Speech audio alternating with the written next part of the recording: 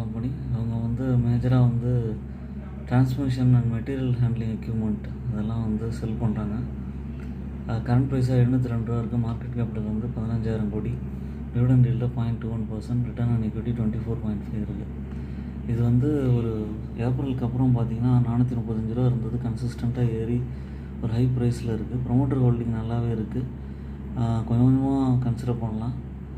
இப்போ நல்ல ஓவர் பாட் சவுண்டில் இருக்கிறதுனால கொஞ்சம் இறங்கினாலும் ஆச்சரியப்படுத்துக்கல. வெயிட் பண்ணி பாருங்கள். Debt free company.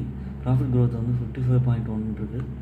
அதுக்கப்புறம் குவார்ட்டர்லி ரிசல்ட்ஸ் வந்து 294 கோடியில் 392 கோடி வரைக்கும் மெயின்டைன் ஆகுது. அதே மாதிரி ஆப்ரேட்டிங் ப்ராஃபிட் வந்து கன்சிஸ்டண்ட்டாக இருக்குது. அதனால் கன்சிடர் பண்ண முடியும். ஆனால் ஓன் அனாலிசிஸ் பண்ணிவிட்டு பாருங்கள். I am not a SEBI registered person. என்னோடய சேனலை சப்ஸ்கிரைப் பண்ணுங்கள், லைக் பண்ணுங்கள், எல்லா வீடியோஸும் பாருங்கள். தேங்க்ஸ் ஃபார் வாட்சிங் மை வீடியோ.